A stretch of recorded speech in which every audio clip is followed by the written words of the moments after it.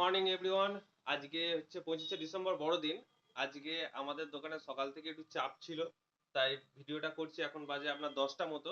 তো সকাল থেকে হাটে গেছিলাম। হাটের কন্ডিশন খুব কমা, কারণ পৌষ মাস পড়ে গেছে। কমা মানে কি, মানে লোকজন খুব কম আসছে। মোটামুটি যাদের চাহিদা তাদের বেশি আসছে, বাকি খুব একটা টান নেই। কিন্তু এই সময় রেট বেশি পাওয়া যায়, আপনাদের আগে সব ভিডিও আমি বৃত্তান্ত বলেছি। তো 25শে ডিসেম্বর আজকে আমার একটা পিকনিকের ব্যাপার আছে। মানে পিকনিক আমার নয়, যে দাদারা পিকনিকে যাবে, পিকনিক দাদারা করবে। তো সেখানে আমাকে যেতে বলেছে, আমি যাব। দোকানের কাজ গুছিয়ে সবকিছু কমপ্লিট করে ওই যাব। আমি যখন যাব তখন আমাদের টাইম বলে দেবো, আমি কখন বেরোচ্ছি না বেরোচ্ছি। পিকনিকটা হবে সোতলা খপ্পাইতলার ওইখানে, যেখানে আমার পাশে মাসির বাড়ি। অ্যাকচুয়ালি মাসির ছেলের বন্ধু দাদারা। তো সেই জন্য আমি যাব ওখানে। তো আজ রাতটা মাসিমণি বাড়ি থেকে যাব। তো দাদারা সব বেরিয়ে গেছে, সকালবেলা গিয়ে সব জোগাড় করছে, তাদের বন্ধু বান্ধব সব এসে গেছে। আমি যাব আমার কাজ বাগিয়ে, ওটা কোনো ব্যাপার নয়, আমি ঠিক টাইমে ঢুকে যাব। তো সকাল সকাল গিয়েও আমার কোনো কাজ নেই ওখানে। তো ওনারা এনজয় করুক। আমি মানে সকাল থেকেই নিমন্ত্রণ, কিন্তু আমি বললাম আমি কাজ বাগিয়ে যাব, আমার ফালতু সকাল থেকে গিয়ে লাভ নেই, কাজটাও তো করতে হবে। এখনো অফ টাইম, কোনো চাপ নেই, সকাল সকাল যাব, নিজের কাজ মেটানোর চেষ্টা করব। তো এটাই বলার ছিল আপনাদের, যে সকালবেলা থেকে ব্লগটা স্টার্ট করছি, পুরোটা দেখুন। সারাদিন কেমন কাটছে না কাটছে, পিকনিকের দিন কেমন যাচ্ছে না যাচ্ছে, এটা দেখাবো। তো জুড়ে থাকুন ব্লগে, আবার গিয়ে আপনাদের দেখাচ্ছি কি করছি না করছি। আচ্ছা, এখন এসেছিলাম হাটে। আজ হচ্ছে বড়দিনের বেলা। তো আজ হাটের কন্ডিশন এরকম, সম্পূর্ণটাই ফাঁকা ফাঁকা। কিছু মানুষ আছে, কিছু মানুষ নেই। দেখতেই পাচ্ছেন, এই যে প্রথম গলি সম্পূর্ণ ফাঁকা, পুরো ভেতর গলিটা সম্পূর্ণ ফাঁকা, সব মাল গুজুচ্ছে। তো যে যার আজকের দিনে ব্যস্ত, কেক খেতে, কেক ফিস্টি করতে। তো এটা হচ্ছে দেখানো ছিল, হাটে সেরকম আজকে ক্রেজ নেই।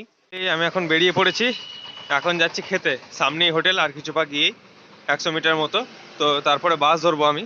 কাজ বাজ সব গুছিয়ে, টাকা পয়সা নিয়ে সব বেরিয়ে পড়েছি।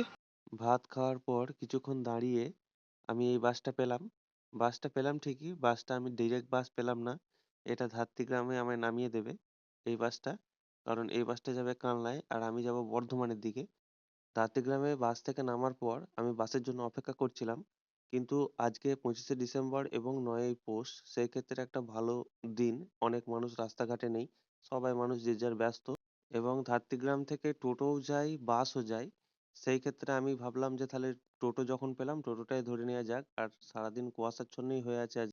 আর আমি যখন টোটোয় উঠেছিলাম, আমি তখন দাদাকে ফোন করে দিয়েছিলাম যে পারলে একটু আসিস, গদাইতলায় আমি নামবো, সেখান থেকে আমাকে একটু নিয়ে যাস। ও বলেছিল ঠিক আছে, তুই বুলবুলিতলা যখন আসবি তখন আমাকে একটা ফোন করে দিবি, আমি ঠিক নিতে যাব। তো আমি গদাইতলায় নেমে ফোন করলাম। ও বাড়িতে গেছিল স্নান করতে, তাই অনেক ভাইকে পাঠিয়ে দিয়েছিল আমাকে আনার জন্য। রাস্তাটা বর্তমানে একটু খারাপ হয়ে গেছে, তাই ক্যামেরাটা অনেক নড়ছে। অনেকে গাড়ি চালাচ্ছে, গাড়ি চালানোটা শিখে গেছে, তবু একটু নতুন হাত, হাত নিয়ে অসুবিধা নেই। রাস্তাটা একটু বড্ড খারাপ হয়ে গেছে বর্তমানে। আর এই যে চারিপাশে দেখছেন, ডান দিকে কিছুটা সর্ষে, কিছুটা আলু, এরকম চাষ আছে বর্তমানে এদের এখানে। আর এটাই হচ্ছে সেই খপ্পাই তলা, যেখানে জ্যৈষ্ঠী মাসে বড় করে মেলা হয়, বারুদ পোড়ানো হয়, ধুমধাম হয়।